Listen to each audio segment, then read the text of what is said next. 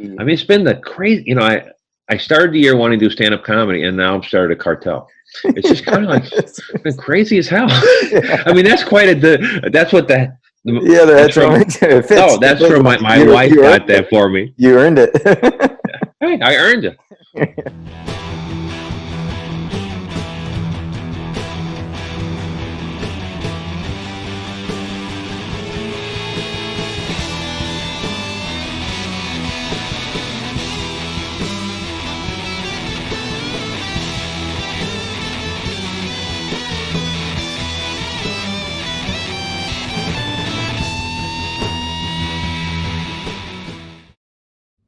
Fasten your seatbelts. It's going to be a bumpy night. What's going on, everybody? This is the Laugh Bunker Podcast, episode 21. My name is Josh. Paul, great to see you, man. Glad took a week good off. to be seen. Yeah, we took a week off, scheduling and all that, but well, it was a glad to be back. Dude, it was a pretty crazy week. Let's face it, with the election. Just my wife's play was last weekend, the election, not knowing what's going on. I had all my riot gear ready. The sad thing is I ate too many carbs all week preparing for the rioting. So now I put on 5 pounds and I got nothing to do. Yeah. It's kind of a bummer, but no, it especially because it dragged on. It dragged on all week, and I was just like, Well, you know what? It was an interesting. There's so many complex issues with it. Yeah. But the truth is, Joe Biden won. Yeah. And I pray for him every day and his family. To do well and to be blessed and he's got a big job. Yeah. And the big job is, he's got two fronts he's got to fight. He's got to fight nationally. Mm-hmm. And then let's face it, man, there's a lot of people that Trump did not make happy worldwide. And some of these are bad people. And this is a time where we as Americans got to come together because there's a lot of people who might want to screw with us. Yeah. And so because of that, it is what it is. And I want peace. I want people to be happy. And, but the truth is I still had to get up and go to work the next day. So it didn't really affect me, and my paycheck might be getting a little smaller. But anyway, other than that, it was interesting. It was interesting how it played out. Yeah. And it's so funny because it's all about the fraud. Well, I'm sure there's been election fraud since people were delivering votes on horses. So that's just part of the system, and you accept it if you're going to play the game. Yeah. That's the way it is. Yeah. Now, my only bummer is that I hope that there isn't any found. We just need to seal it off. Mr. Trump needs to just to concede, move on. I mean, it is the whole voting thing. I always thought it weird in Chicago. I don't even have to show an ID. I can't get a drive. You can't even drive a car. So that being said, I hope the best. But the truth is, if he wants to do something, he needs to bring accountability to both parties. Yeah. Because when you pick on just the opposite and you don't deal with that, we have no unity. Yeah. And unfortunately, these morons who run everything, we really have no say at all. No. And like you said, if you had $200 million, you got say. You don't got a full sentence yet, but you're going to get 3 words in. Anyway, my experience from the week was, it was hard to get away from it. It was pretty much everywhere and still is. I think today, when you said that they put a cap on it and be done with it, I think today all the news outlets have confirmed all the states, has officially confirmed all the states. And from what I saw, it was just before we recorded. Most of the major news outlets were already saying everything's done, and now it just. Well, I mean, I truth is, it's very interesting because I suspected, I knew, I really believe that Mr. Biden or Joe. Yeah. I'm so old school. I can't even say his first name yet. You know what I mean? Because he's so much older. I'm like, hey, I'm sorry, Mr. Biden. No, but so Joe Biden. You know what's weird about Joe Biden, though, man? I want his hairline. I saw a picture of him in the 70s. He has 3 hairs. What the heck? That's more disconcerting than anything in my life right now. But anyway, it's time to move on. And it is, and it's like you said, you went to work the next day, and it was just a regular day, and that's kind of like what people forget about. It's that no matter who's in the sitting in that office, it's like you still have to go to work the next day. You still have to take care of your family. You still have to do, you still need to be kind to people. Need to be kind to each other. What's interesting though? So I joined the Speakeasy gym, and it's an outdoor gym, and it's a kind of a hodgepodge machines, and I have only met one person that I've seen. Yeah. And it's in the parking lot at the Gold's Gym on Altadena by Pasadena, Colorado there.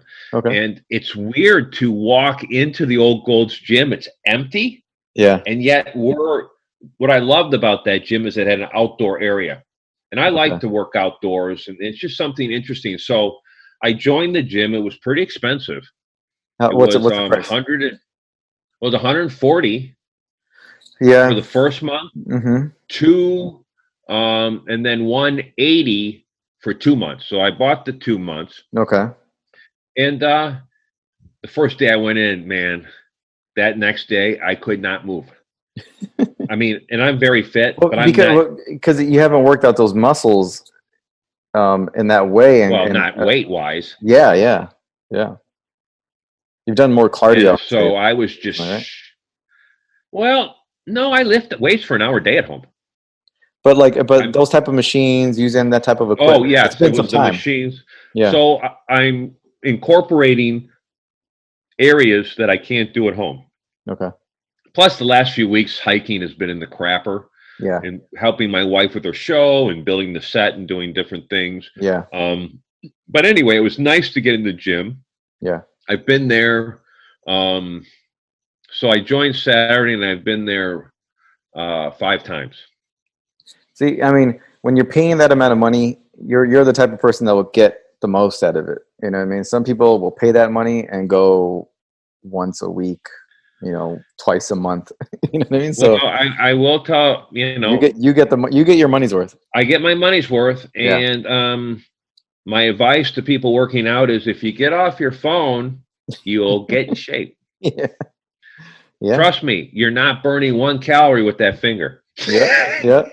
And it's for especially this time, this like social climate right now, it's a stress reliever. It's a really good stress reliever. So you put that phone down, get out to social media, get in the gym, get a sweat on, and then you feel like 10 times better. Well, and I've been doing the heavier weight that I haven't done, but it's interesting. I've put on 4 pounds. Like how so? Just in a week, because my muscles don't have volume from lack of weight. So I'm doing heavy. I mean, the first day on legs, I probably went over 600 pounds. Oh, okay. So I've been really, and I do incline bench in areas that I can't. But what I love about the gym is that with the mask and all covered up, it's like no one knows who I am, and people don't bother me. It's fairly interesting. But anyway, it's nice to be in the gym. Yeah. Get some good workouts, and plus to get out of the house. Yeah. As you know. Yep. So anyway, next week, one day, meet me up there and come check it out. Yeah. Definitely. One thing they have too is they have probably 10 bags in the middle. They have some very fascinating ideas, and I think they've picked up equipment from other gyms closing because it's not uniform equipment. Yeah. But I've enjoyed it, and it's been fun. Yeah. And if the gyms come back, then they will reimburse you up to that point. So it's not like you're losing money. But with the cases, there aren't going to be any gyms this year, and they're not going to be here until the spring minimum, probably. No, and the cases. I guess the cases are, from what I see, are going up all over the place. Red states, blue states, whatever. It's just going up like crazy. So a lot of these states are. A lot of the states with the problems are in the Midwest. Yeah, and they're shutting down again. And we keep seeing people doing dumb stuff. Yeah. The mayor of Chicago says, "Hey, wear a mask," and then you're at you're at a Biden celebration and no one has a mask on and there's thousands there. Well, and then the next day she says you got to stay in your house. Well, yes, there's definitely the hypocrisy when it comes to politics is clearly shown in that where you. No, just in where not even the politics. Just we have people come in our hotel all the time. Oh yeah, but you know what's interesting? They're learning. Because they go, if they don't have it, they freak out. Go, I'm so sorry, and then they leave. Whereas at first, I mean, I look like I have a hazmat suit at work. I have gloves, bandana up here. I wear a hat. Yeah, I wear long sleeves, always covered because, I mean, I have people coming from all over the nation. Yeah, well, I had a friend that just took a trip over to Arizona, and he says like they're having a free for all in certain parts over there, especially like the college towns, like that. You see people go in, they need a mask to go in, but once they get in, they're acting like it's a regular bar, and you have these cases are just like the bar. I love it. The bar, yeah. We're gonna have social distancing with people drunk out of their brains. Exactly. Mm-hmm. But that must be in Michigan. Is that Michigan or Arizona? That sounds like the mentality over there. Yeah. But I just be careful, and like I was telling you earlier, the guy who did our music, he has COVID now. And my wife and I lost a friend last week. I'm sorry to hear that. Yeah. And girl at work had a fever. Mm-hmm. No testing. Anyway, yeah, that's crazy. They didn't even ask her to take one. That's crazy. I would think now let me ask you a question. If my wife has a friend who's a principal or vice principal, and someone in her office got sick and she had to go home for 14 days. Now she tested not positive, but she was quarantined. Yeah. Now, if this person comes with that, I mean, if that girl would have had COVID, we would have had, and I work with her, would I not have to go stay at home? You would have to, yeah. Because you get paid for that, right? You get 80 hours for that. You would be paid for that time. You know what? You know anybody I can hang out with? I have a friend of mine who just got COVID. He has COVID right now. He's going through it. He's Does he want to share an ice cream cone? Yeah. He says it's pretty killer. It's not like he's not going through the worst of it from what I hear. He's got a fatigue. He's got fatigue. He's got congestion, and that's pretty much about it. But he says that he's sick, and he got it from his brother-in-law, and luckily does he have a fever? No fever, just congestion and fatigue. And he says he might be feeling like a lack of taste, which I know is a symptom. I would like that part, because if I couldn't taste, man, I'm losing weight and I'm cut. So in some ways, I'm looking at some positives of the COVID. Yeah. Money and getting fit. Yeah. No, it's not really funny, but the truth is, you gotta take care of yourself, even in this time. Yeah. Do you take vitamins? I take some kind of joint supplements, but yeah, no, I take as good care of myself as possible. I had a decent lunch, pretty light broccoli and a little bit of like macaroni pasta, and that's about it really for lunch. I didn't really eat too much. I got to work out soon today. But I got up. I had protein, whey protein, and creatine and water, vanilla.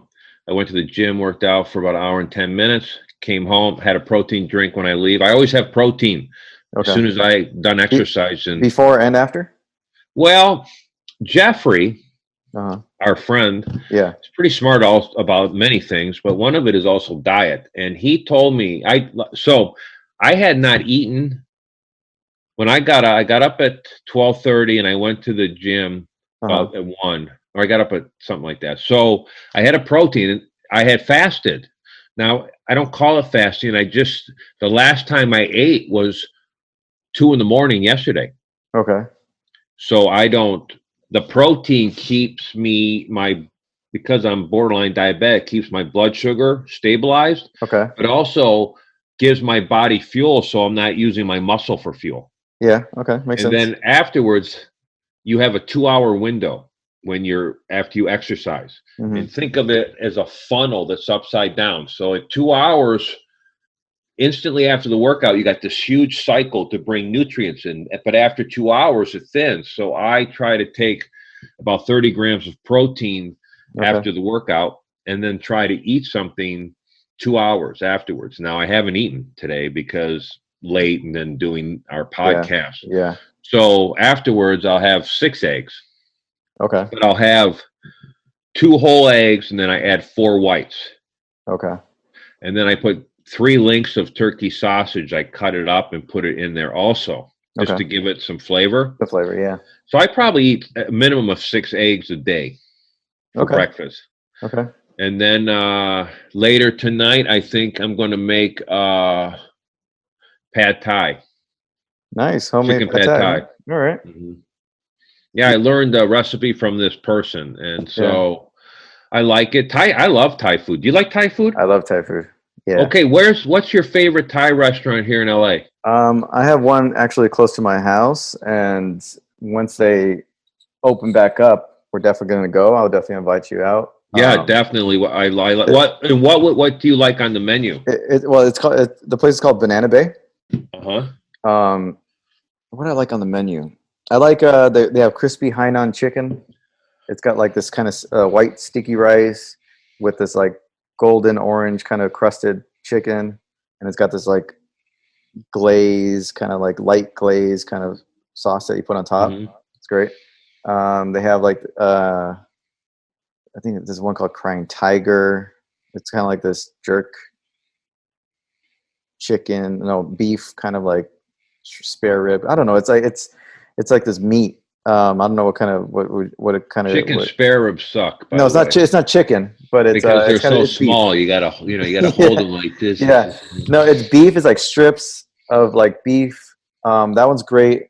The pad thai, all that stuff. I just love. I think Thai food is. I like. Chicken pad thai is probably my favorite, with a side of spring rolls and the sticky rice with the peanut sauce. Yes. My wife would go with the tom kai kai, which is like the coconut milk with the chicken. We used to have a killer in Chicago. Yeah. Chicago is a culinary segregated city. Okay. Now, on every corner is the Mexican restaurant, your gyros. Yeah.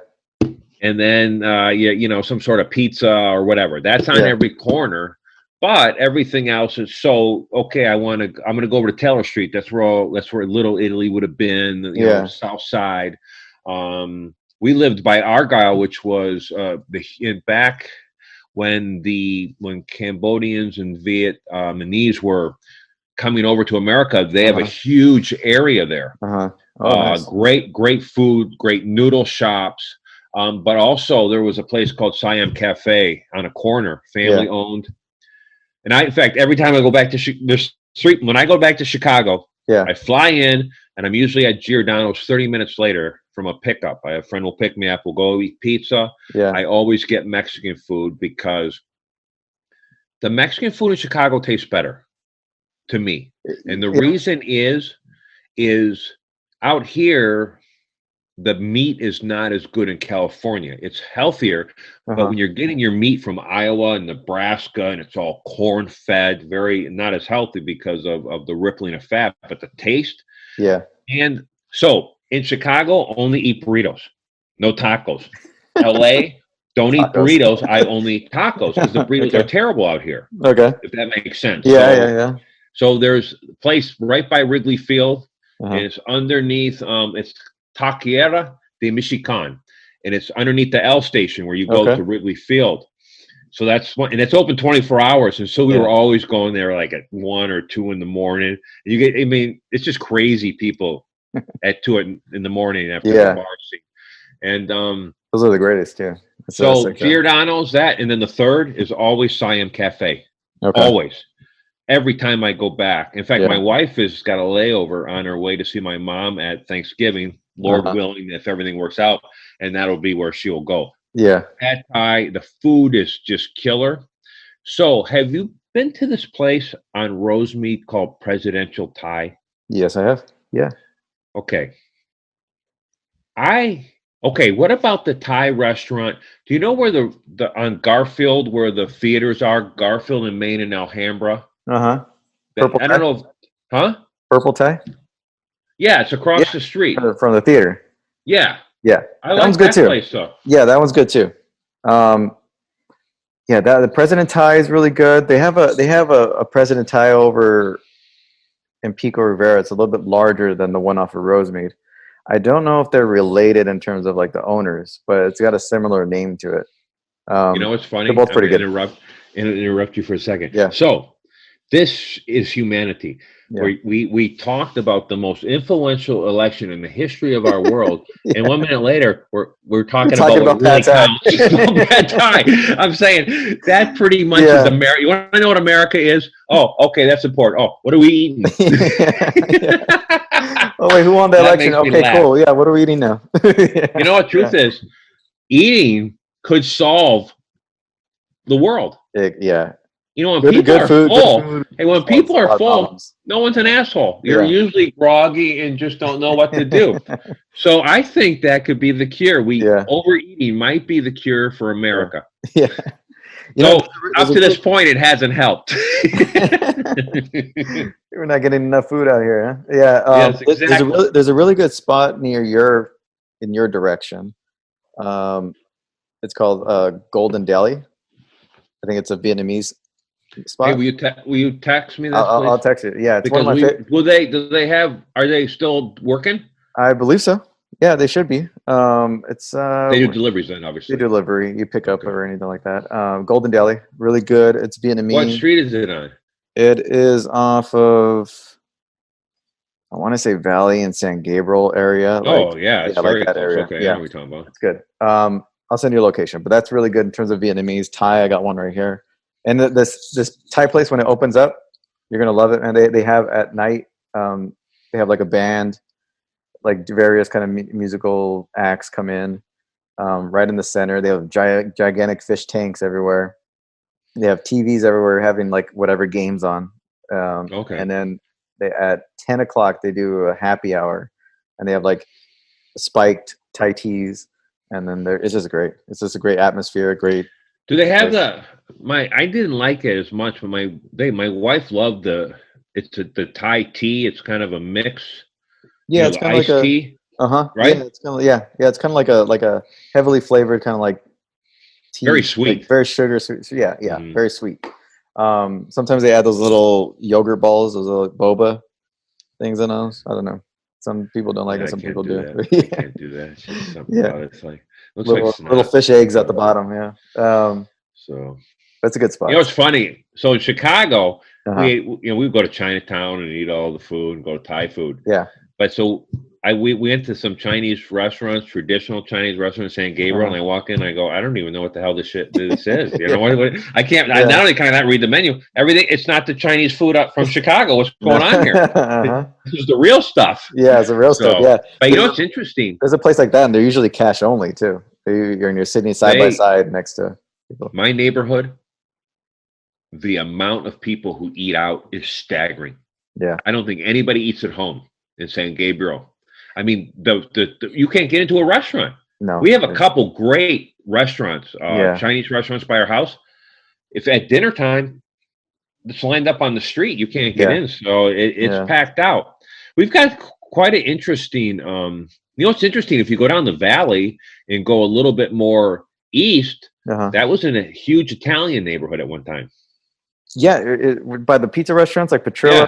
Yeah, and there's Carrillo's, and there's also I think it's Petrillo's. Petrillo's, but there's I can't think of the name of it, but there's a traditional right on the next street. There's the traditional Italian deli.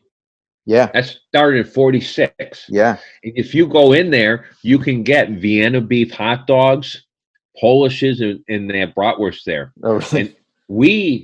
And I will go there sometimes and get their pizza dough and their pizza sauce and make my own pizza, and it's incredible. I can't make that dough at home. It never. I can't figure it out. The yeast. We should set up a night like that.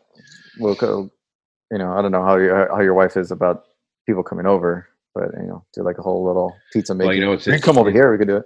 What's interesting is that my sister was supposed to come with her boys at Christmas time, and I'm like,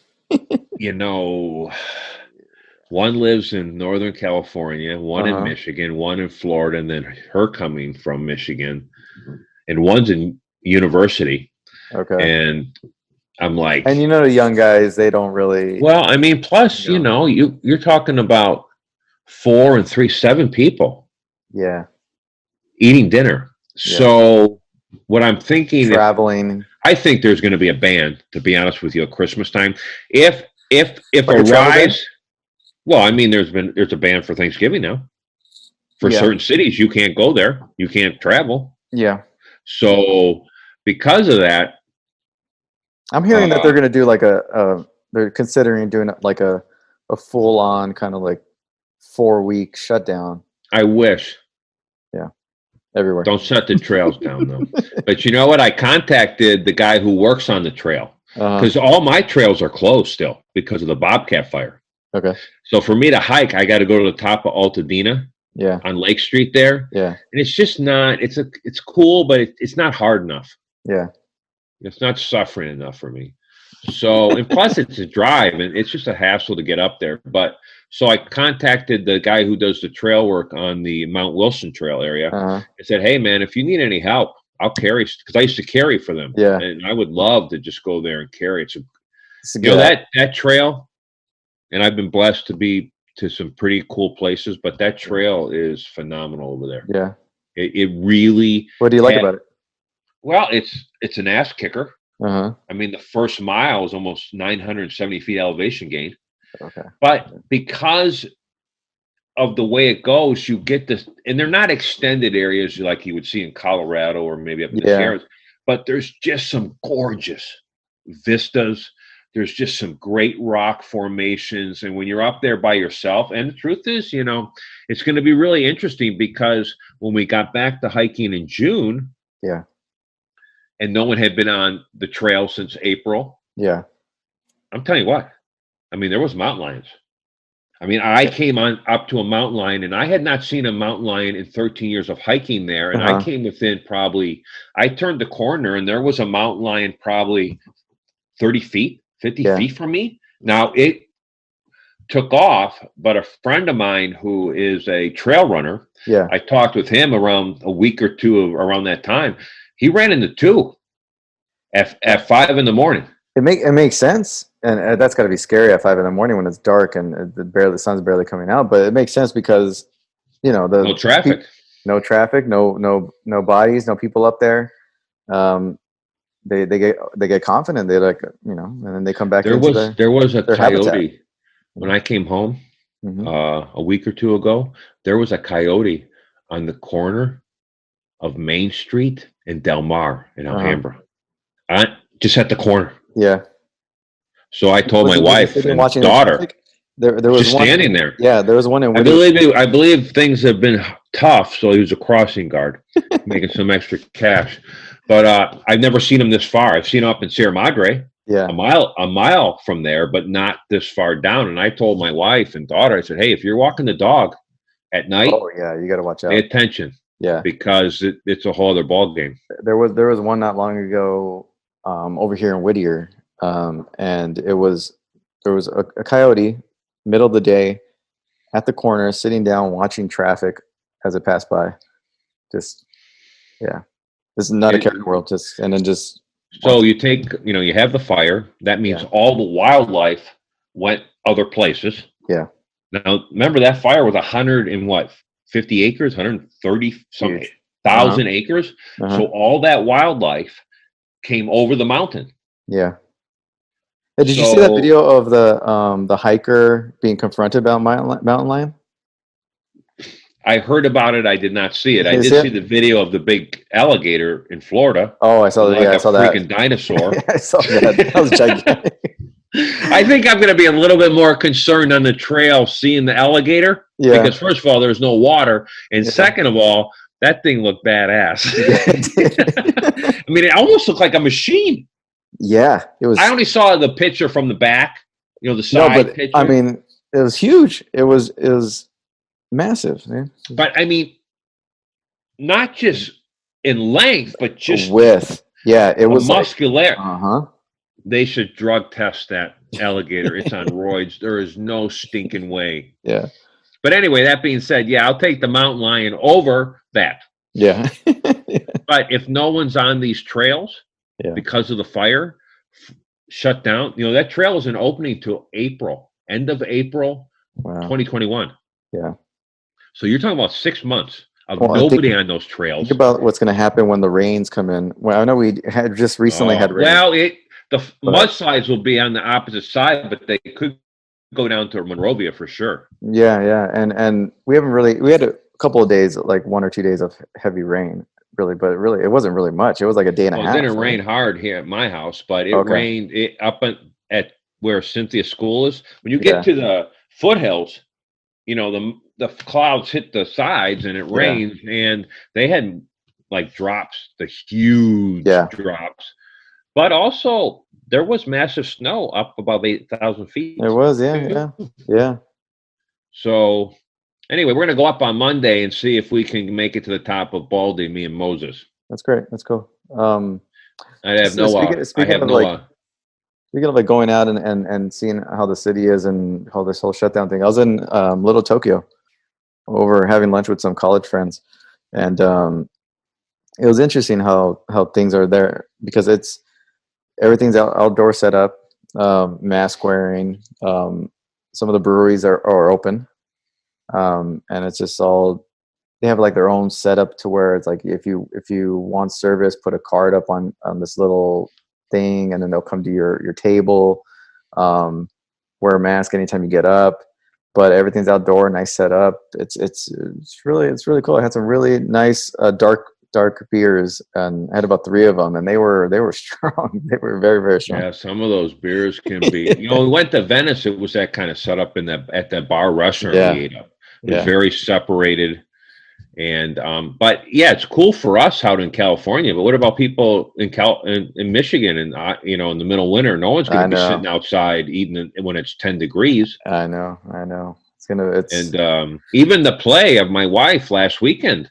The high was 56 one night. It's been freezing. I mean, it was cold, but yeah, you know what? It's interesting. I like that area because we always went over. There's a famous museum right by there. The Banksy exhibit was there. In fact, it's literally almost right down the street from Little Tokyo. You know what I'm talking about? I don't know the name. Yeah, it's museum. I know what you're talking about. It's right there. It's right on the next street over from like where all the shopping and the restaurant is. Yeah. Well, Banksy did an exhibit there. It went on for about 2 months. It was I went there for like a street art exhibit. Yeah, that's what it was. Was his art there? Yeah, his art was there. Fairy art was there, and we went. What was interesting? Have you seen the documentary? Exit Through the Gift Shop? I have not, but I know of it. My wife loves it. Yeah. I recommend it to everybody out there. Now it makes it it's an interesting because Banksy paid for it. Mm-hmm. Now my question, you know, what it does is it follows this guy who doesn't know anything about art, just does stuff and ends up selling massive pieces to people like Brad Pitt and different people at the end of the movie. Yeah. And I think the question is always, is Banksy making fun of us? Saying you guys will buy anything because is he being critical or? I think he's being critical of just from what you're telling me, there's always been criticism of the art world in terms of it's kind of like who you know and who will promote your art and who will buy it. It's a lot of artists don't have that kind of push behind them. So there's certain people that will get push, get the money, get the backing, get the PR, and then those are the ones that kind of like, you know, are successful. And it's not necessarily the best artist that usually gets picked, you know. Well, Banksy's art That was great. Yeah, he's great. Incredible. And especially what I found fascinating, I can't use a can of spray paint in my house without covering myself and everything. And the way that they're able to delineate the lines by using different patterns. Yeah. I mean, when you look at his work, it's staggering, and it's very interesting. And that being said, we always went over and got sushi after we would go there. Banksy paid on Mondays for all entrance fees, so it was free on Mondays because of him. And he had one of the smallest exhibits there, believe it or not. Yeah, because it was in a small little corner. Yeah, because I'm pretty sure that we're talking about it. It was the history of street art at that point. Yeah, I was. Not LACMA. Is it LACMA? No, it wasn't LACMA. No, that's kind of further in town. I can't think, but anyway. I can't think of the name. And it talked about Shepherd Ferry and all the different, but it started back, they had exhibits that they had brought from the 70s. Yeah. So it was more of the history. But anyway, that is a cool area. Yeah. And when you go there, where do you eat? There's kind of like this German brewery kind of sausage kind of place. It's Wurstküche, I think is how it's pronounced. It's really good. They have a really good selection of beers. They have a lot of bratwursts that are different ones. They'll have like a rattlesnake and cheese. They have all this stuff, a big mixture of different. There's a restaurant in Chicago that does that kind of sausage. Yeah, and it's I know rattlesnake and also some more exotic stuff. Exotic ones. They have some exotic ones and some regular ones, and then they have and then there's two breweries, one Art District Brewery and Angel City Brewery. I prefer the Art District Brewery because I like their selection. It's Angel City. You're pretty much buying their brewery. It's their products. I know. I used to work out with the guy who was the sales rep, one of their sales reps for Angel City, named Mike Robinson. He would have been. This dude would have been phenomenal improv guy. He was funny as hell, and I loved him because he would come in and we would just bullshit. And I love bullshitting in a small group when people are around and they're like, they don't know what's really going on. It's so awesome. But anyway, because of Daniel, our friend, I drink more. I like this one right here. I've seen that around. Is it good? I like that one. What is it called? Voodoo Ranger? Voodoo Ranger. They make two. They make a 9% and a 7%. I'm drinking a 7% right now, and it's inexpensive. Yeah, $2.99 or whatever. Some of those beers are like $13, $14. Yeah, they're expensive. I mean, that's I guess it's for the rich millennials, us poor guys. But anyway, that being said, if you were to have a beer, what is your favorite beer? I like a dark coffee, like chocolate type of like beer. I'd make something like that. Yeah. Like, do you have a brand name that you like? I like a Guinness. That's probably a dark that's kind of like more palatable. I like Guinness. I like. I'm Irish and I can't take it. I want to. I tell people I do, but I just really can't. I had this one called Old Rasputin. It was really good. I've heard that before. Yeah, that was really good. I don't know. I usually look on the list, their dark beer section, and then I go, okay, which one's the strongest? That's how usually I select my beers if I'm at a bar or a restaurant. Well, I'll tell you what. I'll send you this note, and I don't even know if the bar is open. Probably not now. But I used to work at a place in Echo Park called Mohawk Bend. It's right where you know what I'm talking about? Yeah. I had a birthday dinner there one time. Really? Yeah, would have. I was the security, so really? I did night security there for a couple of years. That's a nice. I worked a couple days a week, and it was great pay, and it was just cool. And there was I would take the 101 to the 10 to go to my house, but then I would get off at Alvarado. But on the corner of Sunset and Alvarado there, man, there was a taco truck there that was the bomb, and it was packed out. But they have a huge IPA fest there too. Where off of at Mohawk road? Bend. Okay. Every I've never year, been and to it. people. Oh, I worked twice. Yeah. But Mohawk Bend, I think, has almost 70 beers on tap, or 60. I mean, they have a massive amount. They have a great selection. When I was there, we had we went there a couple times for dinner. One of them was a birthday dinner. It was several years, maybe 4 or 5 years back. And how was the food? I never ate there. the food's good. It's vegan, isn't it? Yeah, they do like they'll have like they'll have pizza, but they usually have like some type of like vegetables on top as like for like flavor. And then they have like cauliflower, buffalo wings. Oh yes. I saw. I remember that. So it's like vegan or vegetarian, but the food's great. Like the way they go from the German bratwurst to the vegan with no. Yeah. Well, because of the alcohol. Yeah. It's a perfect segue to every kind of food. They have there's also a bar. It's like 2-story, 3-story bar that's right around the corner from Mohawk Bend. It's kind of like it's kind of like a night, like a jousting type of night, themed, like that's the name of it. It's kind of like White Night or Dark Night or on Sunset. Like around is it on Sunset? Yeah, like down wherever Mohawk Bend's at, but like because Mohawk Bend it goes up to Mohawk Avenue, but that's where Sunset starts bending back down to. No, this is walking distance. This is like right down the street from it. Yeah, I don't remember that. That might not have been there when I was working there. Yeah, there's a place that was pretty cool. They had like a really cool setup there too. When I worked there, the guy who got me the job was Rich. Retired LAPD. Yeah. And he said, park on Sunset. Don't park up on those streets.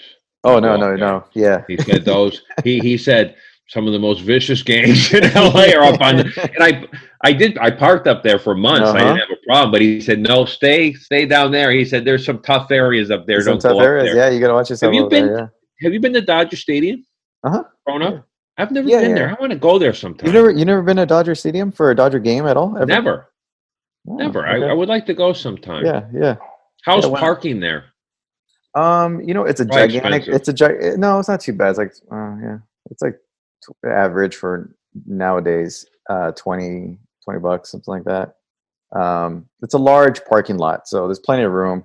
It's just going through the city, getting to the entrance gate where you go in. Once you're in there, it's very easy to navigate and park, but it's getting through downtown LA. It's difficult. Yeah. So, but for me, I would go. You'll go off the freeway, off 110 from Pasadena. Yeah, from the Royal, right? Parkway. Yeah, it's true. Yeah, you'll go a different way. But Dodger Stadium's great. I've been there a few times for a concert. I saw who was there? Guns N' Roses, I think. Really? Yeah, they did a show there. You saw it with the real band? When they did their last. Oh, when they did the reunion tour. Their recent tour, the most recent tour. Yeah. I think they're the last great arena rock band, personally. I mean, I don't care. It's not saying I love all their music, but a lot of these bands today, they just can't fill. If you don't have the big show. Now, my wife, Cynthia, she saw Beyonce at the Rose Bowl. Oh, I can. She could definitely sell out. Yeah, well, because she's a star. But Guns N' Roses, did you ever see the documentary, The Mayor of Sunset Strip? No. It talks about a guy, and he's not the mayor, but he was just a very influential part back in the late 60s and 70s. But that era of rock and roll, and even going up, I mean, Guns N' Roses was probably opening for probably played for free to start. Yeah. And that whole area, and I always talk to you about my friend Mike, and now he listens to our podcast, so now I feel good about himself. And he is a genius. And when it comes to music, he was able to hear a lot of that as a younger person. And that's really, if you're into music, that must have been a phenomenal time. Even going back to the 60s. I agree. You know what I mean? I would have loved to have experienced it during that time.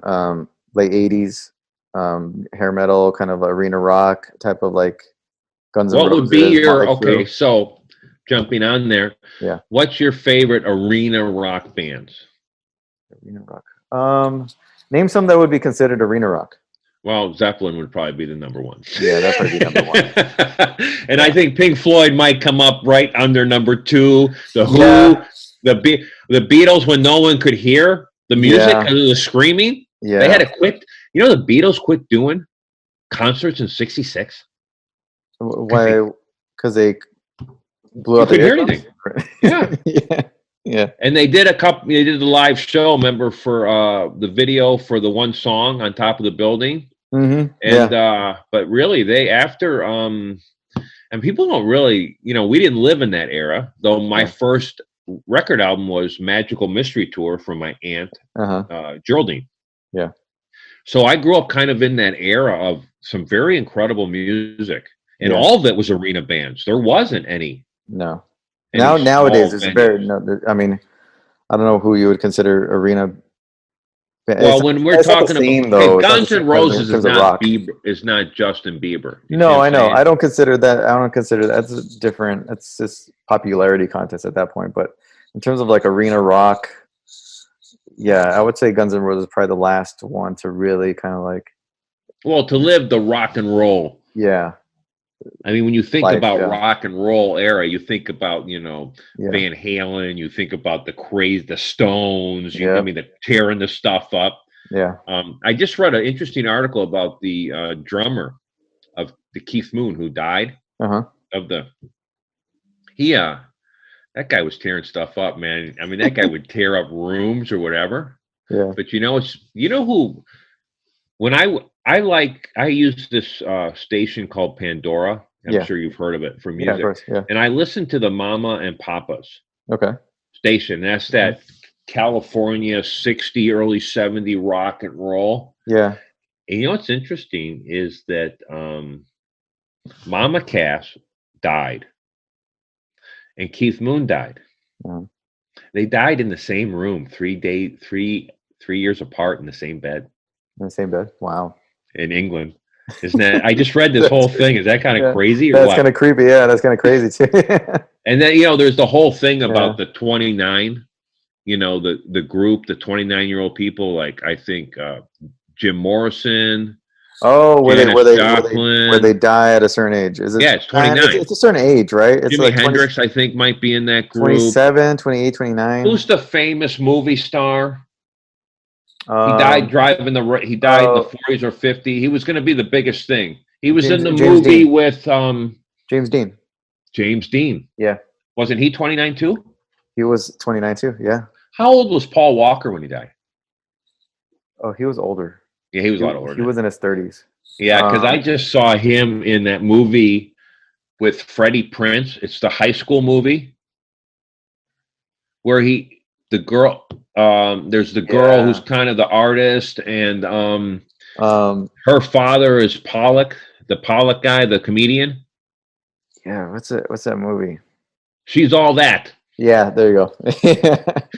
I love that movie. He's in that, and that's an old movie. He's in that, yeah. You know who's in that age group of rock stars where they die at a certain age? I think it was Amy Weinstein. Or not Weinstein. I know what you're talking about. Winehouse. Amy Winehouse. And isn't Kurt Cobain? Yeah, Kurt Cobain. I don't know if they're all in the age, but they're all young people. Yeah. Who there's a certain age group, certain age that a lot of iconic I think there is one called the 29 Club. 29 Club? Okay. I'm pretty sure there is. Yeah. And I know Janis Joplin is in that club. Yeah, she's in that group. She's in that club too. Yeah. I mean, if you put 29 Club, it's at the top. It says members of. Oh, it's the 27 Club. There you go. I thought it was a little bit younger. Yeah. 27. So it's Jimi Hendrix, Janis Joplin, Jim Morrison, Kurt Cobain. There you go. Mm-hmm. So, yeah, quite a few in there. Quite a few. Yeah. I think Amy Winehouse, Janis Joplin, 27. 27. Seems, you know, 27. I watched the latest this year's Rock and Roll Hall of Fame. Mm-hmm. They have the whole show on HBO, and it was high production, kind of like mini doc showing the history of the certain whoever musical artist that was being inducted, and then they'll do like these really high def kind of acceptance speeches, but like it was just the person themselves accepting it and giving it like almost like how the Oscars are like, oh, I'm not there to accept the award, but I like to thank. It's basically one of those. This year they had the Doobie Brothers. They had Whitney Houston. My sister saw them on their last tour. Oh, really? Yeah. Whitney Houston, Notorious B.I.G., and 9 Inch Nails, and I forgot who else. A couple of producers and a couple of executives and stuff like that. But it was a pretty interesting show to see how they did it this year. It was very highly produced, but it was like Zoom calls type of thing. Some of them, it was The Cure. No, not The Cure. I like The Cure. Depeche Mode. I'm sorry, Depeche Mode. Well, I like them too. Yeah, I remember when a lot of what's interesting is being older, you live through an era. So, okay, here's a weird question. Yeah, you got to have 3 albums. You're going to a desert island. You get 3, or 3 artists that you're going to listen to. Okay. So, give me 3 artists. Now you can have, if they do work with other people, you could still have them. Okay. So who are the bands? I probably want to mix it up a bit. So I could probably, who would I choose? I don't know. Get their entire catalog? Yeah. And just kind of like play it on loop? Okay. That's a hard question. Let's go with, you know what? Beatles. I'm going to change it up. Beatles. Let's go with some Zeppelin and Linkin Park. Okay, so I'm going to go Beatles too, number 1. Yeah. I mean, that's the music that I grew up on. Yeah. And it's just archaic. And plus, so you can branch off who George Harrison played with. So you got Eric Clapton. Yeah. You branch off with Paul McCartney. And then Ringo Starr really played drums for tons of people for a long time. Yeah. So that makes your catalog even bigger. So I'm going to go with definitely Beatles. I'm going to blow it. This is kind of a weird one, but number 2 is probably going to be Lynyrd Skynyrd. Okay. For me. Yeah. Okay. And then number 3 is Boston. Okay. I just I remember when I heard that first album, I was in high school, and it was like, I mean, that first album is just bomber. Every song is stinking great. So those are going to be my 3. But though I have to tell you, I really like Cat Stevens too. I find it to be very peaceful music. So maybe we'll extend it to 5. Okay. So then I'm going to go Beatles, Boston. What was the other one I said? Beatles, Boston, and Lynyrd Skynyrd. Lynyrd Skynyrd. Then I'm going to throw in Cat Stevens. Yeah. And my last one is going to be the Supremes. Okay. Because I grew up in Detroit, so obviously Motown was huge in my house, and so that gives me a little bit of a when I write a script, I pick a music. Okay. So I wrote a script on Neil Diamond. Yeah. Because it was about a single person. You want him? You wrote it on Neil Diamond, or you wrote it as I listened to Neil his Diamond music as an influence? Okay. What makes great movies and film is the emotional impact. Yeah. Music has it's the quickest way to emotionally get anywhere. And I've heard this, I mean, when you listen to a certain song, it's like watching that moment in a great film. Yeah. You instantly go back to emotionally. So if I want to put myself somewhere, I found that if I listen to the music and put myself in the emotional state, I can transfer it to the words. Okay. And it changes it, whether it's somber or sad or funny or, hysterical. You prefer that? You prefer to have the music, TV off while you're writing? Yeah, can't listen to anything other than jazz. Okay. Because jazz doesn't have a beat. Yeah. And so jazz changes tempo and moves. I'm never locked in. If I have stuff with words, so I'll watch some videos of the artist 2 or 3 times, then go and write. But because I write out loud, I like to hear it because it has a rhythm, especially with dialogue. Mm-hmm. And so then I can have no noise or no. Truth is, the best writing I've ever done was at the Pasadena City Library downtown, because it's very archaic and has little corners, and it has those areas where you go in, and it's surrounded by 3 sides, so you can't see anybody. I'm so ADD. For me to do good work, I have to be totally isolated, and then I'm able to just really crank it out then. Yeah. But if I start going, the worst thing is the research. Yeah. Oh, how do I spell that? And then I'm like, I'm watching, I'm reading. Yeah. I'm like, I've spent an hour doing nothing. Yeah. For me, what the little I've done, research is a one. I kind of stay within what I might know and kind of the information I already kind of have on a certain subject. If it's like a sci-fi movie, but I kind of base it more on like reality or something like that, I've had to write a couple of things like that since I started these classes. And wording, how I'm spelling is a big thing, but also the structure is really what I'm getting used to. Is the structure of the script. How I've taken a look at different scripts and how people will like highlight certain words in the description of a certain scene, where you place, like how you cut from, like you fade to black into another scene, and how you're supposed to word that transition, and that's it's pretty interesting to see how that how you form that, and that's what never use present forms of to be. Okay. Never use is or are. I don't think I have. And everything is an action. Yeah. So when you're writing all your description, it's a total action. Yeah. There is no past tense in a script. Yeah. But the structure, getting that structure down, getting used to that structure, and how are you using what program are you using? What's it called? It's the one with the W.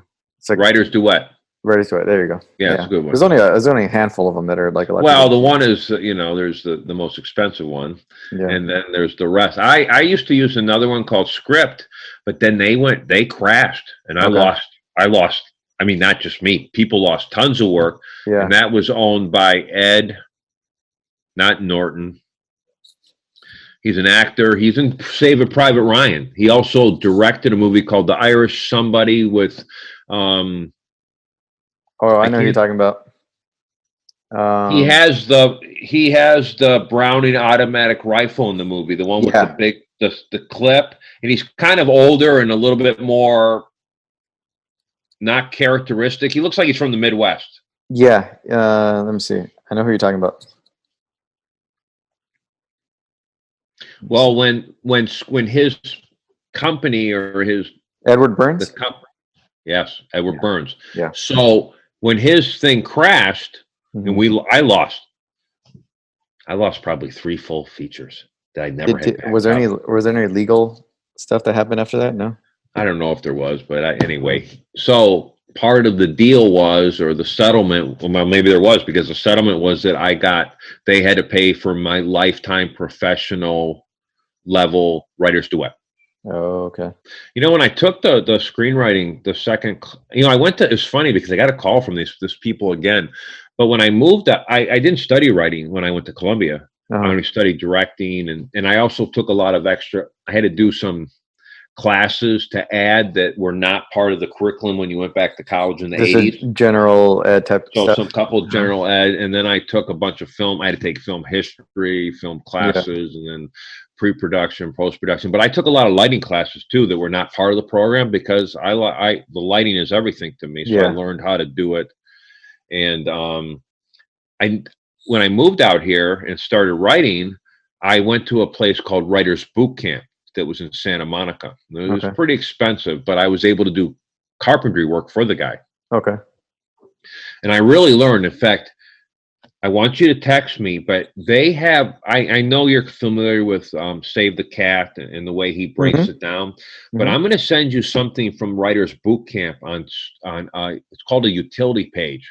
Okay. And it allows you to fill in some areas that you don't on Save the Cat, that I think will give you depth in the long run. And I use both when I go back and forth or when I am writing. So I'll send that out to you. So I went there. I went there for a year, and then but then the truth is I learned movies or your format or the paradigm of film baking cookies. Okay. Because at that time we were baking a lot of cookies and selling them, and I was bored, so I watched movies 12 hours a day. Yeah. 2-3 days a week. Yeah. And now, after years, it's funny, you go to film school and you come out here, but you don't know shit. You don't learn anything in film school. You don't. You can't. It takes years. It takes thousands of hours of study and writing and learning. But now when I watch something, I pick the paradigm up right away. I can tell your story. Yeah. And if I can't tell you a story, you didn't do a good job. Because, it's about the pithy. And now that we're talking about this, we'll talk about what have we been watching. Yeah. So we'll move into that. And I think, we'll talk about the one thing we are going to talk about, the Queens Gambit. Yes. Because that's about the focus of the show. The truth is. But what have you watched other than that? Sort of TV shows. I've been binging Breaking Bad. Oh, really? Yeah. I'm almost done with the second season. What's your favorite episode? Because everyone's got an episode they really like. What's my favorite episode? Maybe when Walt. And when they're meeting with Tuco and they're trying to arrange that deal what is that? Where all the demolition cars are and everything? Yeah. That whole storyline, I thought was really great. In terms of an episode, I don't know. Maybe when he's dealing with, I can't think of a particular episode, but the Tuco storyline I thought was interesting, and then how he just gets out of the situations involving his wife finding certain things or almost finding certain things, and it's pretty interesting how he gets out of it. But I like the show, man. It's great. My favorite episode is where they go back to Mexico with the poison tequila. Okay. I don't think I'm there yet. What episode? What season is that? Never mind. Anyway, but the guy, I know Mexico. They're already at the end of second season. Towards the end of the second season. No, this is already kind of later on. This is when they're supposed to give. They have to trade Jesse to work in Mexico. Okay. And so you have not seen this? No. Okay, well I won't talk about it. But anyway, the guy who's the lead cartel guy is the actor from Scarface with Al Pacino, and Al Pacino's friend. It's the actor that Al Pacino shoots. And because he got married to his sister. Oh, is he playing? He's playing the cartel. He plays the head guy. Cool. Yeah, he's a little beefier than the guys. But anyway, it's a great show. That's my favorite episode. Oh, it's an episode because it's a great show because every episode is on a paradigm, so you get an emotional fill on every one. It's like watching a movie. Actually, I will go with one of the more. I would say episodes, at least that sticks with you, is where they have kind of foot soldiers selling their meth, and then one of them gets robbed by the crackheads, and then Walt tells him to go take care of it. With the ATM? With the ATM. On the head? Yes, with the ATM, and then you got the crackheads, and you got the little kid there. Oh, that's a scene, because that stuff goes on all the time, and I've seen stuff like that before, but where you have it was going on in our hotel. Yeah, we have actually it's true. We have kids with parents that are just so fucked up, and then you feel bad for the kids, and these kids don't even know what's good for them or whatnot, and this kid's dirty, no pants. Are you familiar with hungry. Sad. It was a sad episode. Ron Howard had a movie early in his career called Parenthood. Keanu Reeves is in it, different people, Diana Weiss, Jason Robards. Keanu Reeves makes this comment and he had impregnated Diane Weist's daughter, and they're gonna have a baby. And Keanu Reeves says, you got to have a license to even drive a lawnmower, but they'll let any asshole be a parent. Yeah.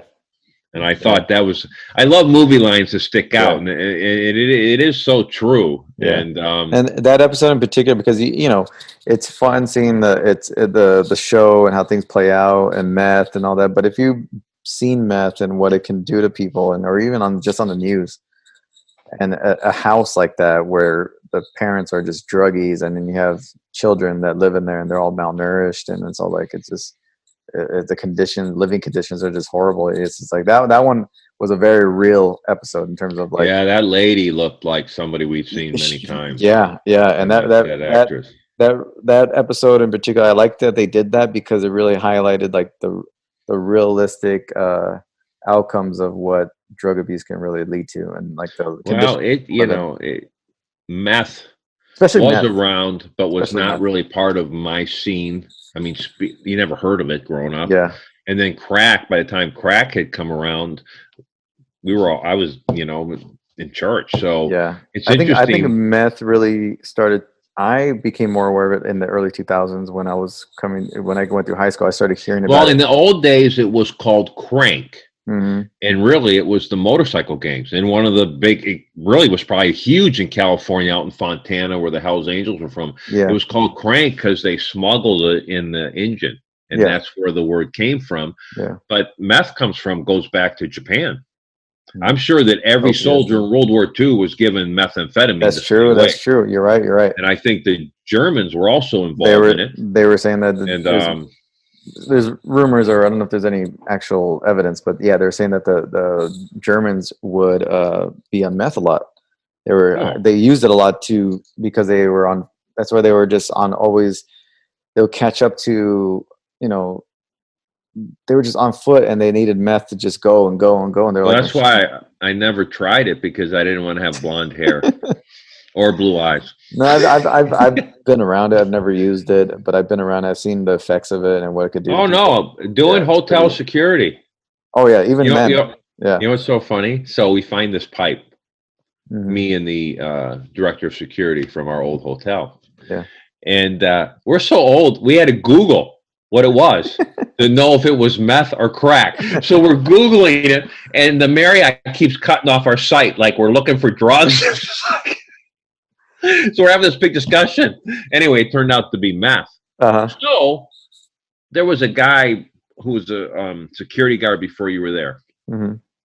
And there was a time when we had a lot of those pipes and stuff found in our hotel. Yeah. So this guy, I won't say his name, but I said, what are you going to do with them? He says, well, we'll just throw them out. I said, well, maybe you should break them up or something, because that way they can't be used or whatever. Yeah. So he put them in a pile, and I'm sitting in a chair, and he just crushes them, and it just shot all the glass, all the meth, and my whole face is covered. And I'm like, he goes, oh, I shouldn't have done that. Yeah, I said, I might die here. Anyway, that being said, we did have, I found a meth pipe at my hotel. It was broke, or part of it was broke, but it was out by the ballroom. Yeah. And I walked this path a minimum of 3 times a night before there. Yeah. If someone had gotten in and broke their pipe there. Okay. I thought, wow. And those are not the people you want to be in. And I heard an article that because of methamphetamine, Tijuana is becoming out of control with violence. Well, Tijuana is one of the most dangerous cities in the world. Yeah. But I just read an article that a lot of the chemicals used in meth all come from China. I can believe it. Yeah. And I just read about a big bust where they started busting Chinese nationals in Mexico. There's a lot. They were there. Yeah, I just read this article yesterday. Every day at work, I put cartel and hit news, and this is what came up. Yeah, the Chinese the Chinese in particular are making a big move over in Mexico. They're doing a lot of business there. course. They need to. They want to expand, Yeah. and anything that's detrimental to the U.S. they want to be involved in. Yeah. And so it makes sense if you're a drug cartel, if you can make products that you don't have to grow. Yeah. So fentanyl. I just read an article because I am working on. I decided to work on a pilot of a cartel type of thing. A police officer had to have Narcan because fentanyl got on his skin. It goes through the skin. Yeah, that's what I heard. It's very lethal and small doses. My friend son OD'd 2 summers ago, or last year. And a lot of musicians and a lot of recent celebrities that have passed away from like drug use. A lot of them have been suspected of having some type of fentanyl in their drugs or whatever they're doing, smoking. What they were saying in this article is that what they're doing is that they take oxycodone and they sell it, they mimic it. In fact, the cartel is going into pill pressing. And so what they do, it's not oxycontin, it's fentanyl. But they mark it and they print it and they do it, and that's why these people are taking pills thinking it's OxyContin, which I've had for my bad back. You probably had it for your knee after surgery, but it's fentanyl and it's not registered, and so it's killing. So to cut off cocaine and all this, they make more money making meth. Remember the super lab and Breaking Bad? Yeah, that's really happening. That's obviously. They just busted 1,500 pounds. Whereabouts? I want to say it was in Arizona. Somewhere recently, they just did a huge meth bust. Might have been in California. But that being said, that is the way it's going because it's cost effective. Yeah, you're not growing plants. You're not bringing it from other country in and whatever. You don't need a field. You just need a room. But the truth is, I'm always on the narco. So yes, part of my watching this week was. I'm in Mexico, man. I just can't get enough of Amato. In fact, I was researching about him on the internet at my lunch last night and how he died from plastic surgery. Yeah, that's right. You're telling me. Wow. Well, you watched the Mexico season again. I watched the Cali Cartel.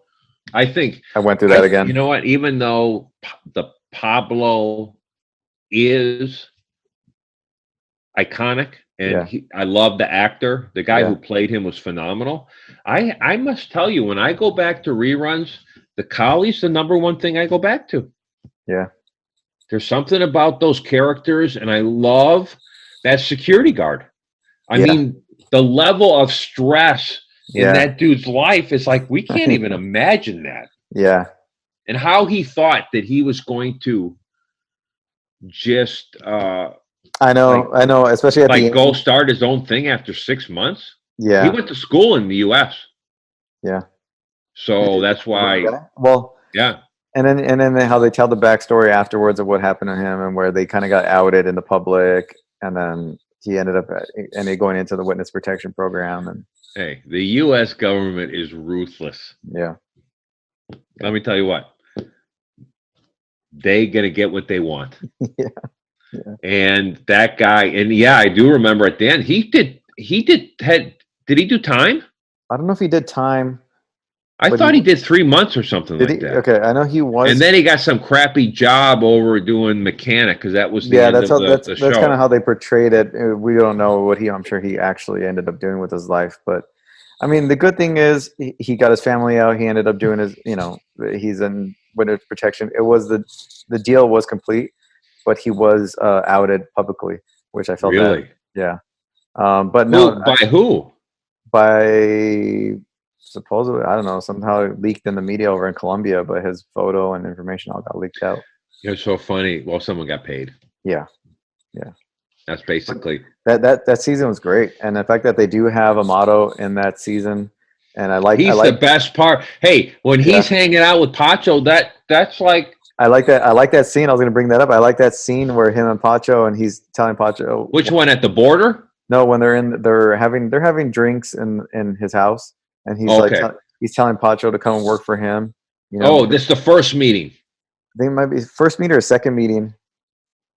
and he's like, because remember, he goes from that meeting down to the border with him, and No, they're sitting looking over the border having drinks at that restaurant or bar too.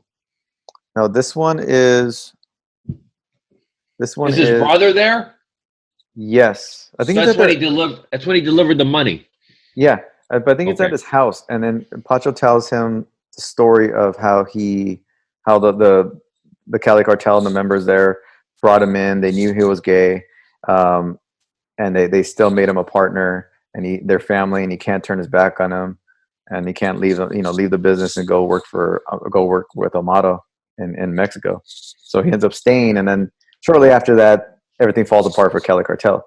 But I remember that I really enjoyed that scene, and then just kind of like their camaraderie, and he's like, "Hey, it's fine, it's good." But Amado knows that things are going south for them, and then But at that time, Amado is the man. At that time, one of the men. Yeah. Well, yeah, because he had already did the big run for Felix. Yeah. I think at that time though. That's basically if you were going to go chronologically, that's the Cali cartel season would be the last season of this run so far, because that one is up to date to where Amado is the Lord of the Skies. He's helping. I just saw a list of the actors and pictures of the new people. Yeah. Is it anybody different, or is it most of the same people? Oh, there's new people in. Yeah. I mean, all those people that, like what we saw with Felix and Quintaro and Don Nito, that organization has been gone for years. When he went to prison, then El Chapo and the Beltrain brothers were the ones that pretty much. Yeah. But what makes it hard is to historically connect the characters from the Narcos or from Netflix to history, because there's some, like the girl, the attractive girl, she helps Felix meet the dude. Who is she? Because if you look at the history of the cartels, at first I thought, oh, is she the Blanco girl? Griselda Blanco from Is she a fictional Colombian lady? Well, I wonder if she is, because the one girl, the lady who gives her the check, she's the lady who's out of prison right now and just did an interview. Okay, so she's She's considered that La Reina de Sur, the show. That's who that's off of. But I can't think about who, and the actress who plays the character is Teresa Ruiz. Yeah, very attractive. Steals the scene. She had a relationship, obviously, with Felix before, because when they meet the dude in Tijuana, they talk about something. She wants to get it on, and he says no. Yeah. So they have history. Who is she, though? I don't know. You know what? That's a good question. I've had to research it. I've researched it, and I can't come up with it. She most likely might be a fictional character that just kind of placed there to. Well, they put that, obviously the disclaimer at the beginning. Yeah. Of every show. But anyway, I agree with you. I find the Kali more and more that I have, and I'm going to tell you what, the son, David. Yeah. That dude is so freaking funny. Yeah. And I love it that has a show on Comedy Central, or did. You know what I'm talking about? Did he have you're talking about he's a stand-up comedian. Is he? I didn't know that. And he looks like the reckless, the hothead. He is. You have the two brothers. One brother gets caught first, and the one that's running, I don't know if it's Gilberto or the other one, but it's the one who's still in charge. His son. Yeah. He's always talking with the security guy. He's like the hothead. Yeah, he's the one that's like. He gets shot at the end and lays on the street and dies. Yeah. He, big time comedian. I didn't know that. I didn't know he was. And I love it when you find these characters, in shows that are, so vicious, and they're really just comedians. But anyway, I like all the characters. I think the tension is the highest in Kali over all of them. There's something because of the inside work of the own security guy. I find it to be, and I love I love the accountant guy, the bald guy. Yeah. He goes to the jail, to the courtroom, and he's like star. He just loves that shit. Yeah. And I thought it was, and then they break the guy's hand. Yeah, the boyfriends or the boyfriend. Yeah. And truth is, I love Pedro Pascal. Yeah, he is great. Even the two agents that work for him that are there, those they're better than the other dude. Yeah, the guy who was there in Colombia, he has a great voice, but I never could get part of him. The Pedro guy, he's just a movie star, so you're just attracted to him in his scenes. But I agree. I think that now that I think about it, if they could go back and knew that this was going to be a success, I guarantee you that the Pablo Escobar would have been to a few more seasons. Mm-hmm. I think they started it and they had not planned. And he was one of the best actors, and it's probably the most well-known that we know. It had been well, I know a lot of people that Pablo Escobar had Griselda Blanco's one of his sons murdered. Oh, okay. One of her sons murdered. And she had, remember the Ochoa girl, Marta, who was kidnapped? Yeah. Griselda Blanco had her killed. Oh, okay. Literally yesterday at my lunch, I was researching going through all this. Yeah. It's kind of sad that that's what I'm reading. So we have the most important election in our lives, and I've spent this week researching the cartel. Which, I mean, really, that is our government. So I guess it's very fitting. They go hand in hand. And you know what's weird? Other than this conversation with you, nobody I hang out with had a conversation about the election. I mean, I'm just saying it was just this weird thing. I'm at the gym. Nobody's talking about it. I'm at work. We're talking about movies. What did you eat? Where you going? Look at this crazy guy. It was really weird. It's like, okay, it happened. Now I got to go on with my life. Yeah, I think so. I think a lot of people are glad it's finally over. Some people are happy with the results. Some people are not. And I think you don't know where people's political views line. So people just want to just kind of like, let's just carry on.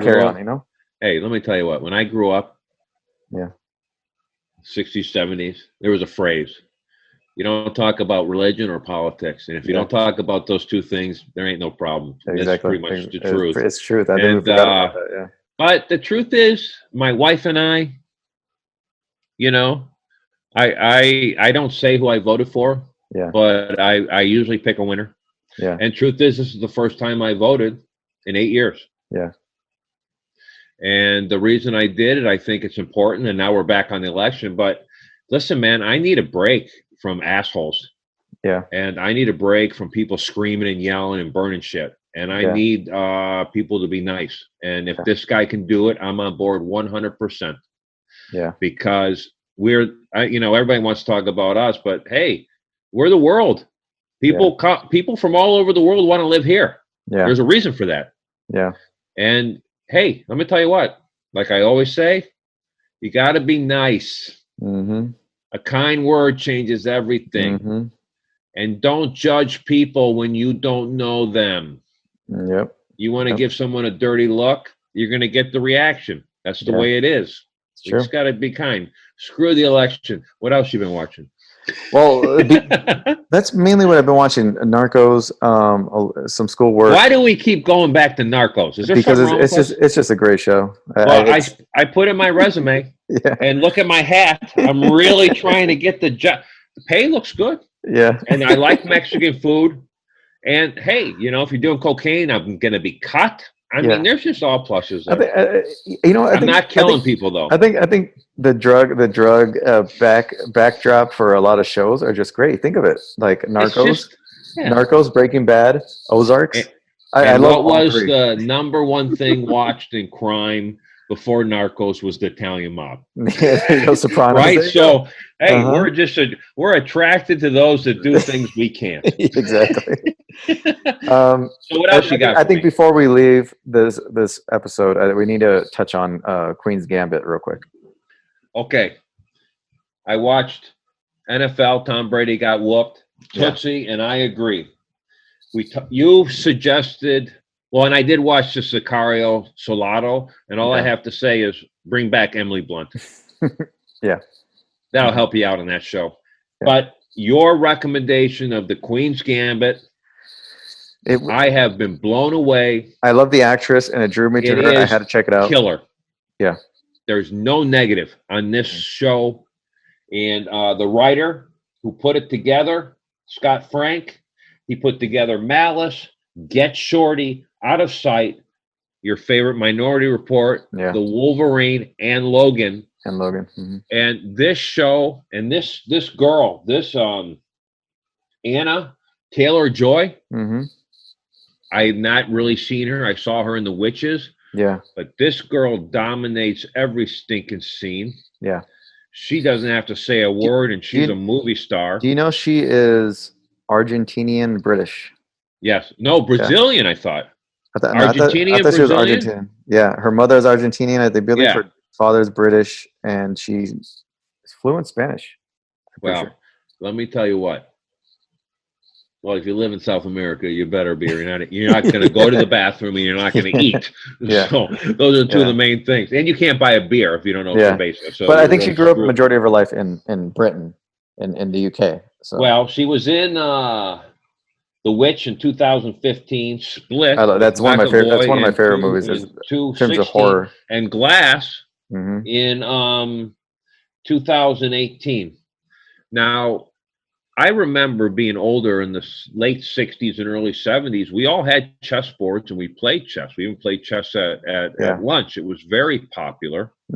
I thought this show, you know what I love about art is when you expect nothing and you just get. Yeah. I have told so many people about this show. Yeah. In the last week, and I haven't done that in a long time because I think Netflix puts out a lot of useless stuff. Personally, they just have, it's just an abundance. This girl's a superstar. Her clothing, whoever designed this set clothing, my wife loves her clothing on the show. Like every scene was just popping clothes, just head to toe, put together. Every one of the actors in the show. I love that the Harry Melling from Harry Potter. Yeah. And that final, and I don't want to do spoiler, but I'm going to tell you what, this is going to go down in the top 2 or 3 of my favorite sport movies. And you won't understand it till you see the last episode. Yeah. You see camaraderie and teamwork. Yeah. And when I saw that, I loved when she sees the Russian guy in his team. Yeah.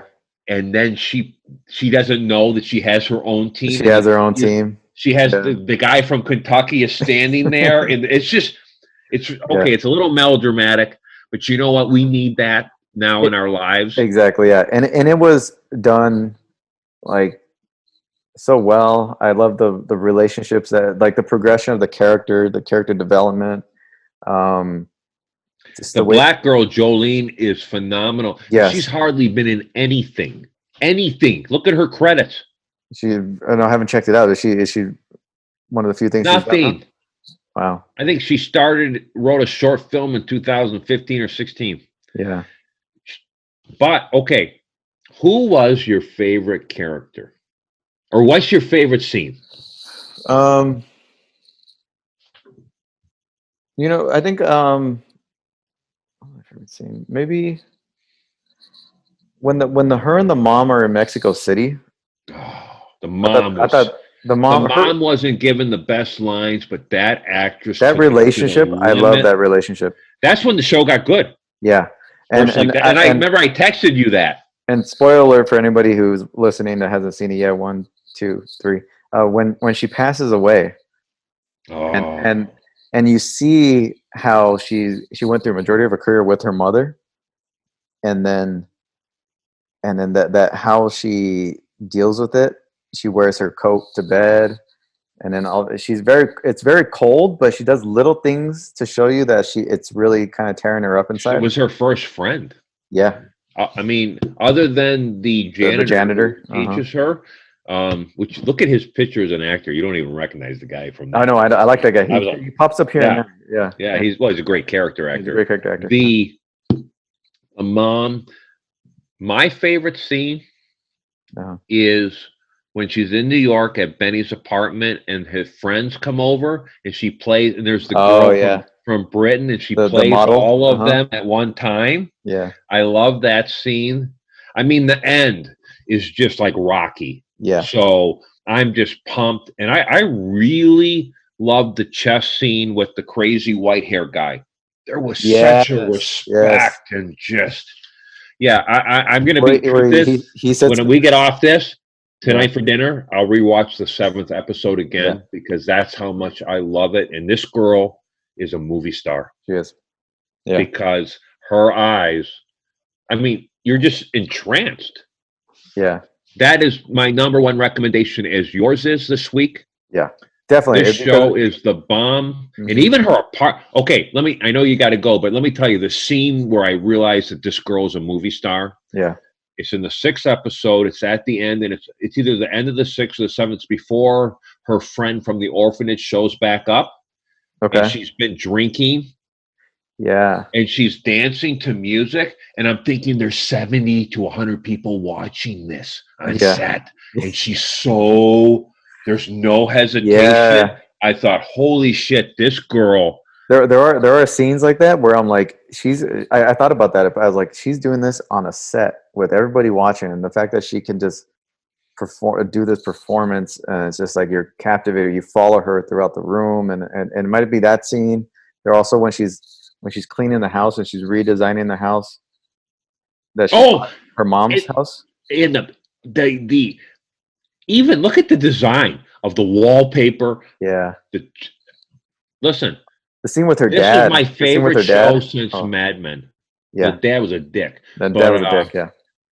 This is my favorite show since Mad Men. I'm going to be honest with you, going all the way back then, because I love style. Yeah. Now, Mad Men, very Danish. The furniture. This is how I grew up. I mean, this is 60s, 70s. This is what it was. Yeah. This show, first of all, the lead, incredible. Yeah. The costume design. It's from a German lady. I tried to find her contact to send her an email to say that I am blown away. Yeah. And I told my wife, I said, this is the fashion line. And if you go to the New Yorker, there's a big article of where to get clothes like that. Oh. Well, they're actually, I think in New York, or I think it's New York, one of the museums, they have the wardrobe of The Crown, and they have the wardrobe of Queens Gambit on display.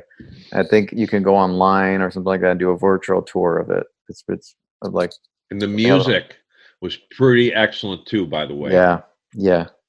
The way it was that 60s music. Yeah. Just really. Your recommendation, other than The Last Dance with Michael Jordan, my wife and I, the Queen's Gambit is the greatest escape I've had during this. And I couldn't think of a better weekend to watch it during this election. It was so great. And that girl, I will be watching her progression. And you know what, though? Another one of my favorite scenes was the scene where the Harry Melling, he was the cousin who was really heavy, lost his weight, went to the the famous school, and that's why he's a good actor. That scene where he shows up and he had knocked at the door and then finally he comes up. It's the last scene at the car. Yeah. He really cares about her as a friend. Yeah. And she says, and she's being a total jerk. Yeah. She says, the chest's not that. She goes, he goes, I'm not talking about that. So, spoiler alert. She's all hungover and all, And the crazy, she would never do that eyeliner even if she was drunk underneath her eye like that. I'm sorry. She had too much class. My wife and I both said, no, that didn't work. Costume overstep. But that scene, and then when we, because, and that, you want to talk about screenwriting? That's your paradigm. Yeah.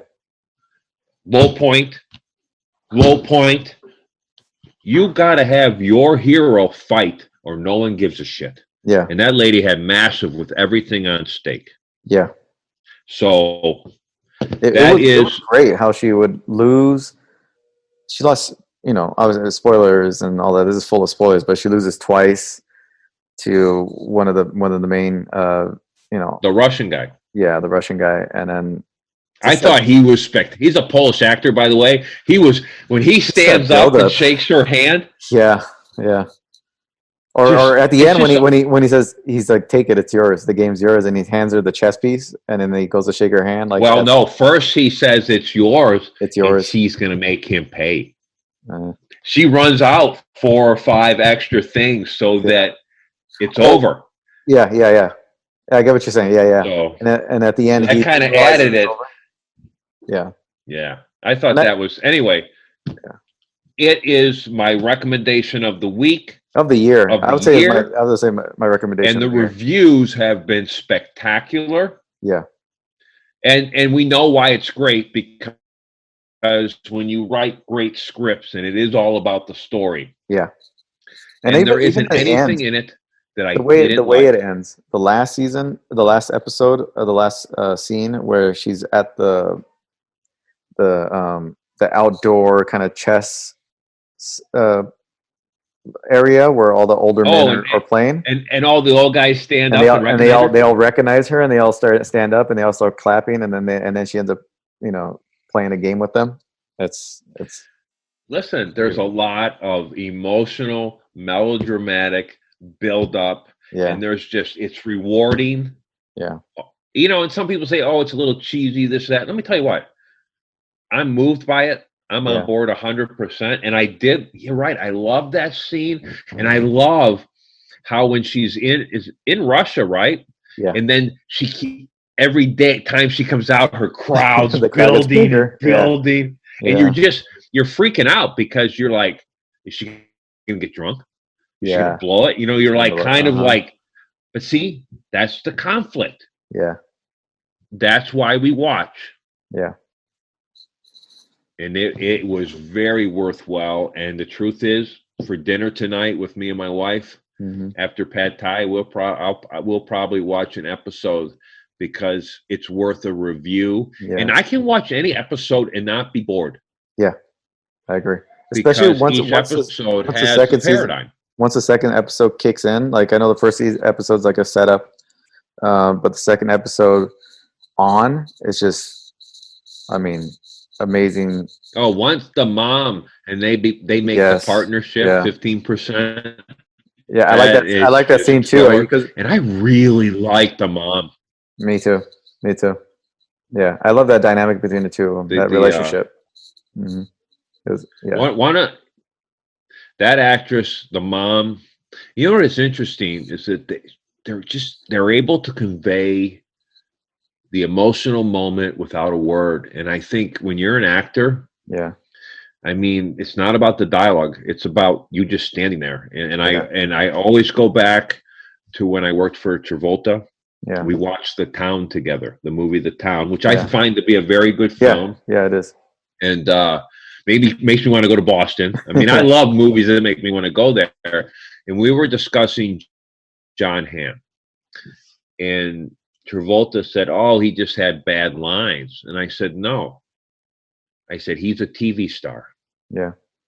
I said, if Marlon Brando sat in that corner and played with marbles, we're going to watch it for freaking hours. Yeah. You don't have to say a word because he is a movie star. I said, John, you're a movie star. Yeah. And Taylor-Joy. You command it. You have it or not. Star. Yeah. You could still be a great actor. Yeah. And those people that work all the stinking time are those actors, the character actors. We always talk about Danny Trejo, Guzman. You see the same guys in every movie. You remember the movie The Game? Michael Douglas? Sean Penn? Yeah. Uh-huh. Remember when he goes in to take he does all the forms and tests all day, and there's the bald guy. He's kind of goofy running it. That guy's in every stinking movie I've ever seen. In fact, it even made fun of it because they point out that Michael Douglas is having lunch with his first wife, and she's like, you were in Mexico, freaked out. And the guy comes out, and he's playing a doctor on some commercial, the actor. Yeah. And then it all transcend. But these people that learn, I don't understand. Why be a star when you can make a few million a year and have a good time? Right. Just to be on set, just to be invited to the shows, just to be invited to the parties, just to work Dude, you're working 6 or 8 months a year. Work consistently, do different projects, hang out. You be able to go to Target and not be not be mobbed. I mean, obviously, celebrityism, and it comes with its benefits and its drawbacks, but like to be able to do what you love and enjoy life at the same time. Yeah, that's what those actors have. That's what they have. Hey, man, listen, let me tell you what. Life is fleeting.